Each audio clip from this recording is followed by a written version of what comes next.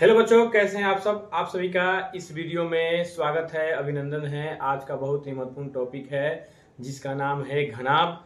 घनाभ के बारे में आप लोग जानते ही होंगे, तो थोड़ा सा आज इस वीडियो में जान लीजिए। घनाभ को अंग्रेजी में बोलते हैं क्यूबॉइड, और घनाभ जो है एक ठोस आकृति होता है। ठीक है, सबसे पहले हम लोग जानेंगे घनाभ की परिभाषा। घनाभ क्या होता है? घनाभ क्यूबॉइड। ठीक है, देखिए घनाभ में 6 आयताकार फलक होता है, यानी सतह होता है। मतलब 6 आयत को इस प्रकार के संयोजित किया जाए कि वह एक ठोस आकृति बन जाए। उस आकृति को हम लोग क्या बोलते हैं? घनाभ कहते हैं। क्या कहते हैं? घनाभ कहते हैं। इसका परिभाषा है 6 आयताकार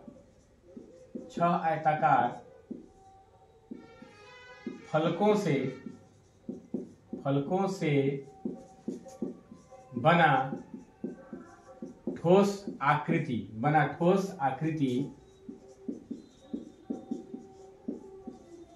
घनाभ कहलाता है। क्या कहलाता है? घनाभ कहलाता है। ठीक है, घनाभ का चित्र बनाना सीख लीजिए। सबसे पहले हम लोग क्या करते हैं? एक आयत बनाते हैं। आयत के बारे में आप लोग जानते ही हैं। आयत में लंबाई और चौड़ाई होते हैं, और दोनों अलग अलग होते हैं। ठीक है, आमने सामने की भुजाएं बराबर होती है आयत में। ठीक है, आयत का क्षेत्रफल लंबाई गुना चौड़ाई होता है, और आयत का परिमाप 2 गुना लंबाई जोड़ चौड़ाई होता है। 2 इंटू लंबाई जोड़ चौड़ाई होता है। ठीक, यह आयत बन गया। और इसी की तरह एक और फिगर जो है, मतलब एक और आयत हम लोग बना लेते हैं, सेम इसी की तरह। देखिए ध्यानपूर्वक घनाभ कैसे बन रहा है यह समझ लीजिए। ठीक है, एक आयत बन गया, एक आयत यह है, दूसरा आयत यह है।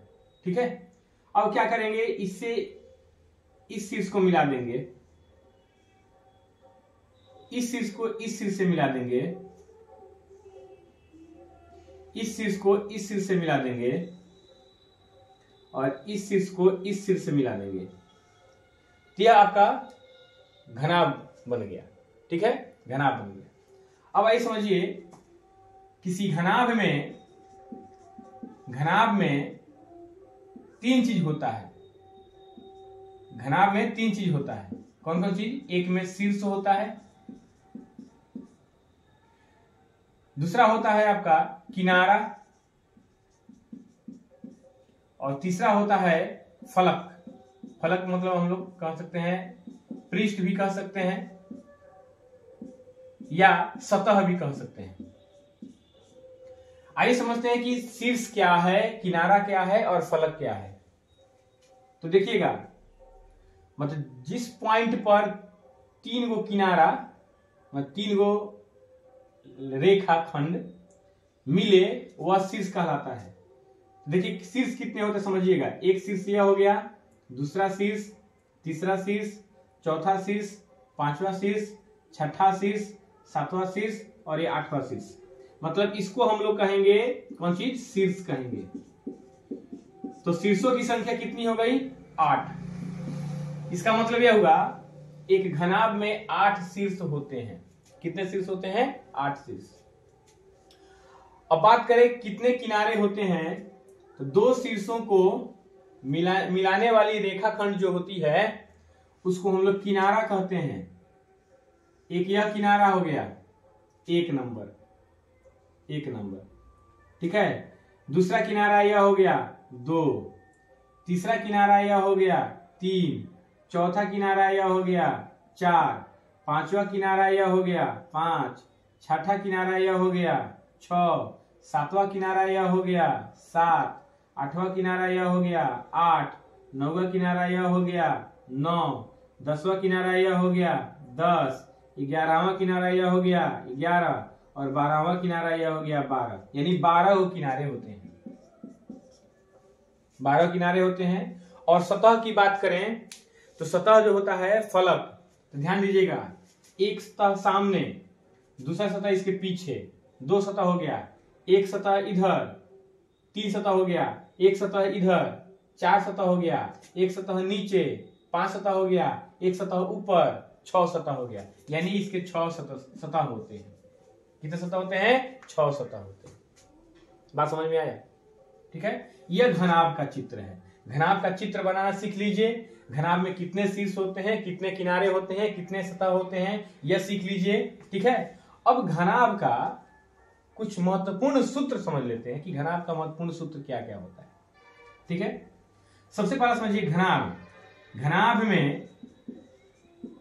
में 3 विमाएं होती है। 3 विमाएं होती है। कितनी विमाएं होती हैं? 3 विमाएं होती हैं। कौन कौन? एक में लंबाई इसको एल से सूचित किया जाता है। ठीक है, लंबाई इसको एल से सूचित किया जाता है। 2 में चौड़ाई जिसको बी से सूचित किया जाता है। और 3 में ऊंचाई कहिए या गहराई कहिए, ऊंचाई कहिए या गहराई कहिए, इसको हम लोग एच से डिनोट करते हैं यानी सूचित करते हैं। थोड़ा एक एग्जांपल बता दूं, यह एक किताब है। यह किताब घनाभ के आकार का है। अब देखिए घनाभ के आकार का है, ठीक है ना। इसमें सतह देख लेते हैं। एक सतह यह हुआ, दूसरा सतह यह होगा, तीसरा सतह यह होगा, चौथा सतह यह होगा, पांचवा सतह यह होगा। ठीक है, और उसका छठा सतह यह होगा। 6 गो सतह होगा। 1 2 3 4, इधर 5, इधर 6 सतह हो गया। किनारे होते हैं 12 और शीर्ष होता है कितना? शीर्ष होते हैं 8। कितने होते हैं? 8 होते हैं। और ध्यान दीजिएगा, तो घनाभ में 3 विमाएं होती है। ये बात समझ में आ गया? लंबाई, चौड़ाई और ऊंचाई। लंबाई, चौड़ाई और ऊंचाई। बात समझ में आ गया? अब समझिए घनाभ का महत्वपूर्ण सूत्र समझिए। सबसे पहला सूत्र है घनाभ का आयतन। घनाभ का आयतन। घनाभ का आयतन यानी वॉल्यूम। ठीक है, घनाभ का आयतन कितना होता है मालूम है? घनाभ का आयतन होता है लंबाई गुना चौड़ाई और गुना ऊंचाई। यह घनाभ का आयतन हो गया। बात समझिए, घनाभ का आयतन हो गया। ठीक है, घनाभ के आयतन को v से डिनोट अगर किया जाए तो v बराबर हो जाएगा LBH। v का वैल्यू कितना हो गया? LBH। अब देखिए दूसरा फॉर्मूला, घनाभ का संपूर्ण पृष्ठीय क्षेत्रफल। संपूर्ण पृष्ठीय क्षेत्रफल यानी कुल पृष्ठीय क्षेत्रफल। ध्यान दीजिए, 2 गुना 2 इंटू लंबाई गुना चौड़ाई प्लस चौड़ाई गुना ऊंचाई प्लस ऊंचाई गुना लंबाई, ऊंचाई गुना लंबाई। संपूर्ण पृष्ठीय क्षेत्रफल यानी टोटल मतलब सरफेस एरिया यानी TSA अगर निकालना हो तो 2 into LB plus BH plus HL, यह हो गया टोटल सरफेस एरिया TSA। अब समझिए तीसरा फॉर्मूला समझिए बच्चों। तीसरा फॉर्मूला, घनाभ का पार्श्व पृष्ठीय क्षेत्रफल। पार्श्व पृष्ठीय क्षेत्रफल यह होता है 2 इंटू L प्लस B यानी लंबाई जोड़ चौड़ाई, लंबाई जोड़ चौड़ाई और गुना में कौन चीज? ऊंचाई। लंबाई जोड़ चौड़ाई गुना में कौन चीज? ऊंचाई। पार्श्व पृष्ठीय क्षेत्रफल को हम लोग कर्व्ड सरफेस एरिया कहते हैं यानी CSA कहते हैं।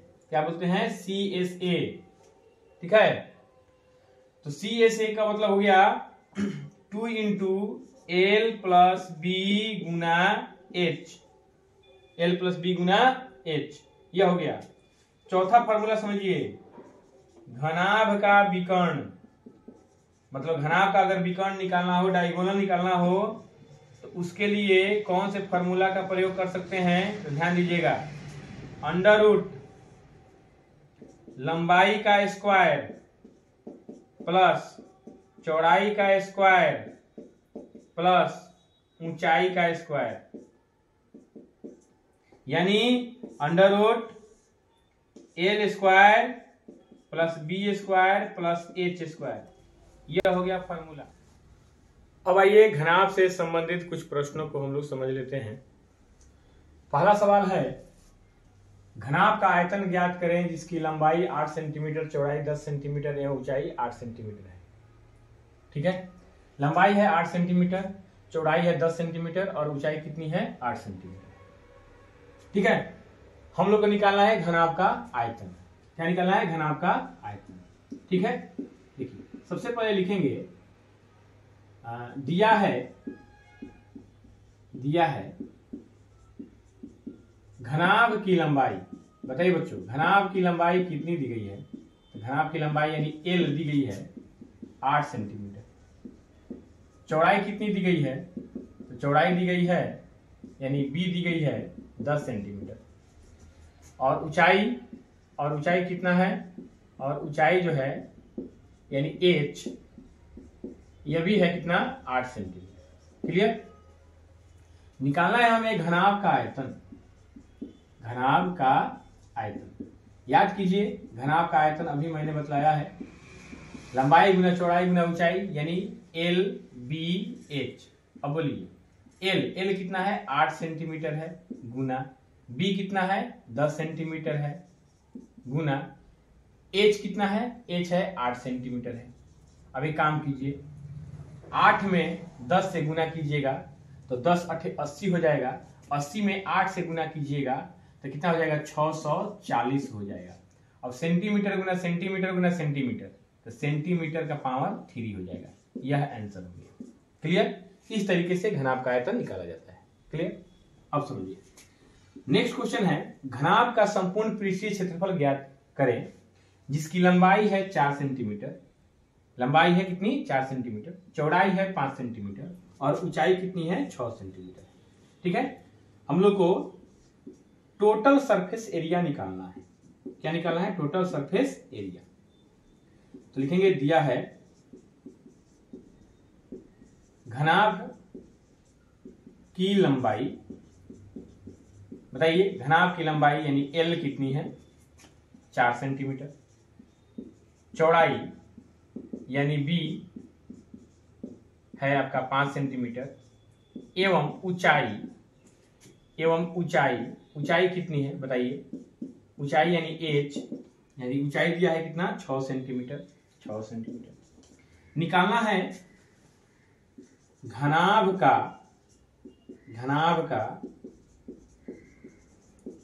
संपूर्ण पृष्ठीय क्षेत्रफल। घनाभ का संपूर्ण पृष्ठीय क्षेत्रफल निकालना है। यह क्या होता है? 2 into LB plus BH plus HL। अब L की जगह L का वैल्यू रखेंगे, B की जगह B का वैल्यू रखेंगे, H की जगह H का वैल्यू रखेंगे। ठीक है, 2 इंटू L कितना है? 4 सेंटीमीटर, गुना B कितना है? 5 सेंटीमीटर, प्लस B कितना है? 5 सेंटीमीटर, गुना H कितना है? 6 सेंटीमीटर, प्लस H कितना है? 6 सेंटीमीटर, गुना L कितना है? 4 सेंटीमीटर है। क्लियर? अब देखिए, इसको गुना करना है, इसको गुना करना है, इन दोनों को गुना करना है। 2 इंटू 4 5 20 हो जाएगा, 20 सेंटीमीटर स्क्वायर, प्लस 5 6 30 हो जाएगा, 30 सेंटीमीटर स्क्वायर, प्लस 6 चौके 24 हो जाएगा, 24 सेंटीमीटर स्क्वायर। अब एक काम कीजिए, इन तीनों को आपस में जोड़ दीजिए और 2 से गुना कर दीजिए। तो 2 गुना 30 को और 20 को कितना हो जाएगा? 50 को हो जाएगा। 50 में 24 जोड़ेंगे तो कितना हो जाएगा? 74 सेंटीमीटर स्क्वायर। 74 centimetre square. अब गुना कीजिए, 2 चौके 8 और 2 सते 14, 148 सेंटीमीटर स्क्वायर इसका कौन सी हो जाएगा? आंसर हो जाएगा। तो इस तरीके से हम लोग घनाभ का आयतन और घनाभ का संपूर्ण पृष्ठीय क्षेत्रफल निकालते हैं। क्लियर? समझ में आया? तो यस लिखिए। अब आइए बच्चों, हम लोग घनाभ का विकर्ण और घनाभ का पार्श्व पृष्ठीय क्षेत्रफल निकालना सीखते हैं। ठीक है, देखिए सवाल है घनाभ का विकर्ण ज्ञात करें जिसकी लंबाई है 3 सेंटीमीटर, चौड़ाई है 4 सेंटीमीटर और ऊंचाई है कितनी 5 सेंटीमीटर। तो सबसे पहले हम लोग क्या करेंगे, लंबाई चौड़ाई और ऊंचाई लिख लेंगे। घनाभ की लंबाई बताइए, घनाभ की लंबाई कितनी दी गई है? घनाभ की लंबाई जो है वह 3 सेंटीमीटर है। चौड़ाई कितनी है? चौड़ाई है आपका यानी बी 4 सेंटीमीटर है। एवं ऊंचाई कितनी है? ऊंचाई जो है यह 5 सेंटीमीटर यानी एच बराबर 5 centimetre.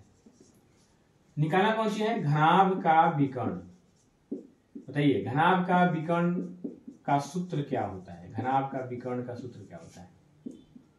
Under root L square plus B square plus H square.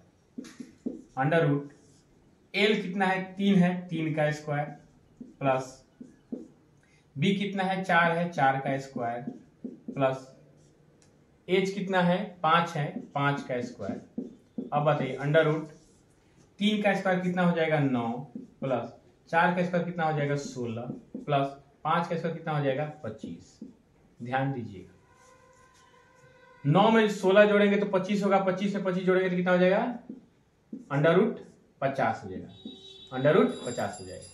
अब 50 का यदि वर्गमूल हम लोग तोड़ना चाहें तो अंडर रूट लिख सकते हैं 5 गुना 5 गुना 2, 50 25 गुना 50, 5 का स्क्वायर लग जाएगा, स्क्वायर से रूट कैंसिल, 5 रूट 2 यानी 5 रूट 2 सेंटीमीटर इसका आंसर होगा। 5 रूट 2 सेंटीमीटर इसका आंसर हो जाएगा। यानी इस सवाल में निकालना था हम लोग को विकर्ण और घनाभ का विकर्ण जो हो गया 5 रूट 2 हो जाएगा। क्लियर? अब आइए समझते हैं। घनाभ का पार्श्व पृष्ठीय क्षेत्रफल ज्ञात करें जिसकी लंबाई है 3 सेंटीमीटर, चौड़ाई है 7 सेंटीमीटर और ऊंचाई दिया गया है 5 सेंटीमीटर। क्लियर? देखिए कैसे हम लोग पार्श्व पृष्ठीय क्षेत्रफल निकालते हैं। और एक और बात मैं बता दूं, पार्श्व पृष्ठीय क्षेत्रफल का मतलब होता है चारों दीवारों का क्षेत्रफल, मतलब चारों फलक का क्षेत्रफल ऊपर और नीचे छोड़ करके, ऊपर और नीचे छोड़ करके। तो घनाभ की लंबाई दिया है कितना बताइए? इस सवाल में घनाभ की लंबाई यानी एल है 3 सेंटीमीटर। चौड़ाई कितना है? तो चौड़ाई जो है यानी बी जो है वह है 7 सेंटीमीटर। एवं ऊंचाई कितना है? ध्यान दीजिएगा ऊंचाई जो है इसमें 5 सेंटीमीटर यानी एच का वैल्यू 5 सेंटीमीटर दिया हुआ है। निकालना है हम लोग को बच्चों घनाभ का पार्श्व यानी